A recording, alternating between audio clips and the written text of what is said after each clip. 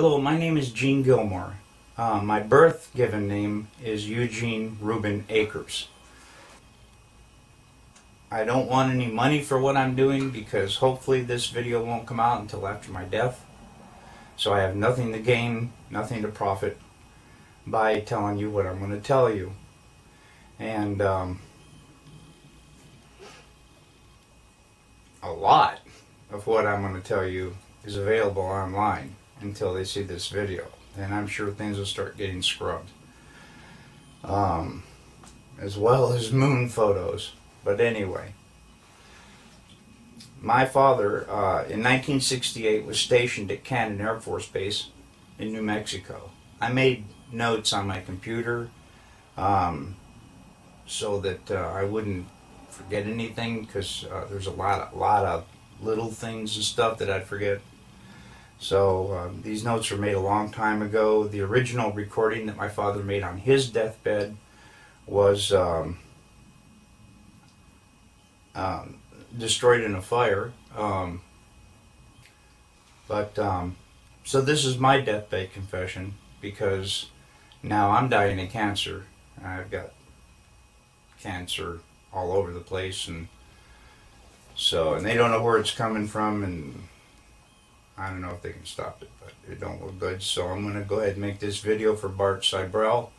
He knows not to do anything with it until notification of my death, for which my son will respond to that. Okay, like I said, in 1968, my father was stationed at Cannon Air Force Base in New Mexico. We lived in Clovis, New Mexico.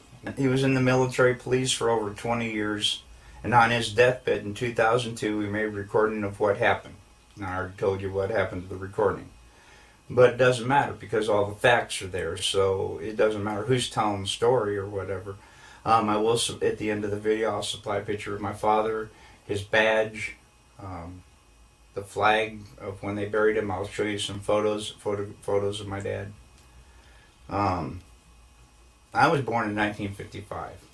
So in 1969, I was 14 years old. I vividly remember the Apollo 11 coming down, landing on the moon, they're walking around and all that stuff. Anyway, I never questioned that until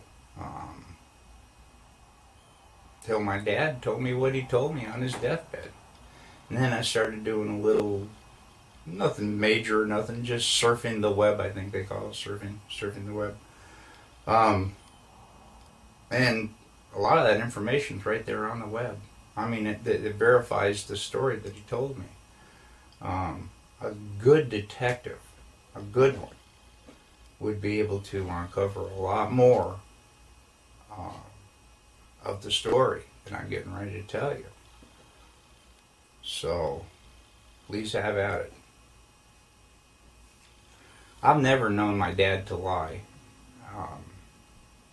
To get caught lying was worse than whatever it was you did to begin with. I remember going to school with long sleeve shirts on to hide the purple welts. You did not lie in our house, that's for sure. Dad had a really bad attitude towards lying. Excuse me again. Okay, anyway, this is the story that my dad told me on his deathbed. Project Slam Dunk was the name of this. President Johnson in 1968, okay? In Cannon Air Force Base in 1968, he said by the time he got there, that there was already 2 large hangars that were connected.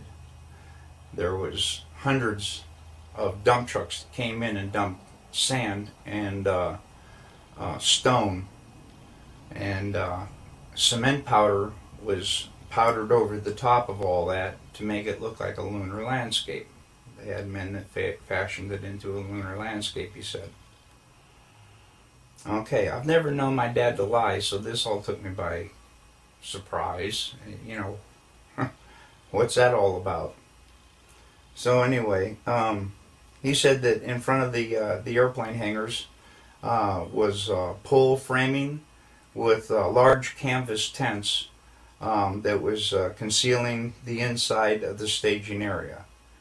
Inside the staging area, on flatbed trucks, was uncrated the lunar lander that was reassembled back inside the hangars.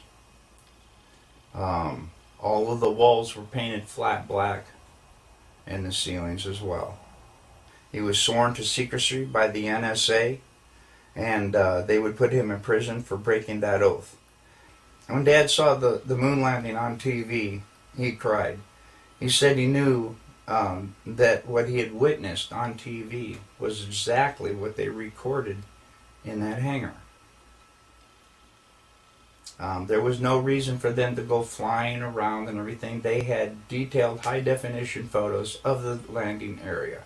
There was no reason for them to go flying around to a different landing area that almost exhausted their fuel, except for drama, because everything had gone so smoothly. Nothing, so it had to be something. Anyway, Dad was one of 3 guards that guarded the inside of the front entrance. There was a list of 15 people who could enter. No one else was allowed by order of President Johnson. And here is that list. And I gave it to Bart Sibrel as well. And he checked out a lot of these names, and he says he can verify a lot of these people and what they do. And I come across a couple myself. Anyway, President Johnson, Neil Armstrong, Edwin Aldrin, Werner von Braun, Robert Emenegger, Gene Kranz, James Webb, Joe Kerwin, Dr. Thomas Paine, Glenn Looney, Dr. Christopher Kraft, Dr. James Van Allen, General Trudeau, Lieutenant Colonel Donald Simon, and Grant Norrie. Now, the only 2 that I really have information on is Robert Emenegger. Apparently, he did a lot of video work and stuff for the Department of Defense. So the DoD did know him. Okay, and the other one was Grant Norrie, Norray, I believe. Was to the best of my dad's knowledge, was a like some FBI, CIA, NSA, who knows, something like that. Okay, President Johnson only showed up for the first day of filming. Filming lasted for 3 days, and the entire project was restored to original. In other words, the hangars were all taken apart, the sand was all removed, and so on and so forth. Okay. Dad said there was a lot of building going on at the base, so at the time, so sand and cement powder was never questioned. I can see how they could smuggle that all in within everything else that's going on. Since 2002, I have dug up, I already told you about that, the evidence for the moon landing that I have found. If you go to Google and go to Cannon Air Force Base website, they admit that President Johnson was there. The lunar lander was there. The astronauts were there. I also have verified some of the people on the list were there.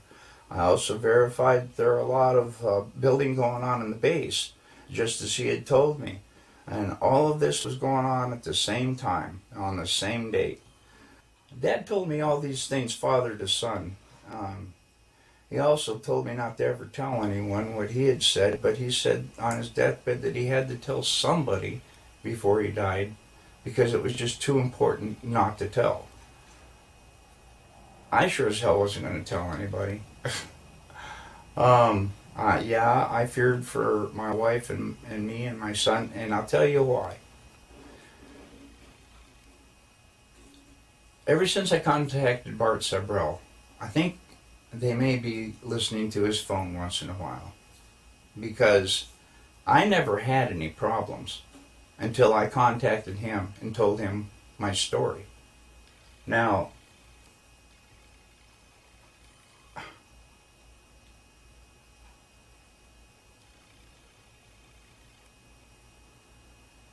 people broke into my house 2 times. I was visited by men with black suits, and I was told in no uncertain terms to drop this whole project, not to say anymore to anybody, or me and my wife and my son could disappear. You take that pretty literally after everything that's going on. Well, so I stopped contacting Bart, and now I'm making this video that I'm going to send to Bart. Mr. Sibrel, excuse me. Bart's my brother, man. My brother in heart, my brother in Jesus, okay? Bart, being a good friend that he is, called the police for me and told them about the break-ins. The 2 detectives that came out and everything questioned me and everything like that, I didn't give them any information at all. At the time, I thought it was a test from them guys in the black suits. I didn't say crap. So all that went away and everything. But it definitely, the 2 guys in the black suits were not the 2 detectives that came out to question me about the break-ins. But thanks, Bart. But no, I don't want any help. I just want somebody to pick up where I left off and be able to prove with the information I've given. And I'm trying to give as much as I can, because I know that once I die, I'm not going to be able to be asked any questions. So that's why I tried to give you a little backstory too. But that's about all I can think of. My dad, he raised me by the book. I know he didn't lie to me. And as I started seeing more and more of what he was telling me was true, I realized my dad wasn't lying. I lifted the lid off my dad's case, and you can see that his name is Cyrus Eugene Akers. He was born on July 17th, 1933. He died on September 28th, 2002. Here's his badge, and I wanted to see if I could get as close as possible so that you can read the numbers on the bottom, which are, okay, there it is.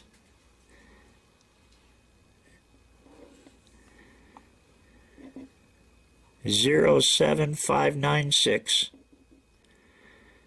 07596.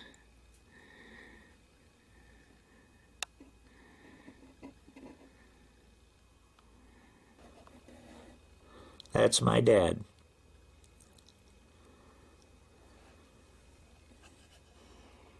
And it must have been a really early picture, because he's only got 2 stripes, so that was back in the 50s, I'm sure.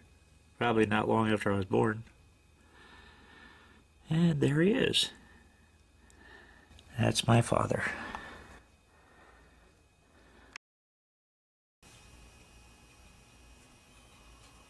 My dad, he raised me by the book. I know he didn't lie to me. And as I started seeing more and more of what he was telling me was true, I realized my dad wasn't lying.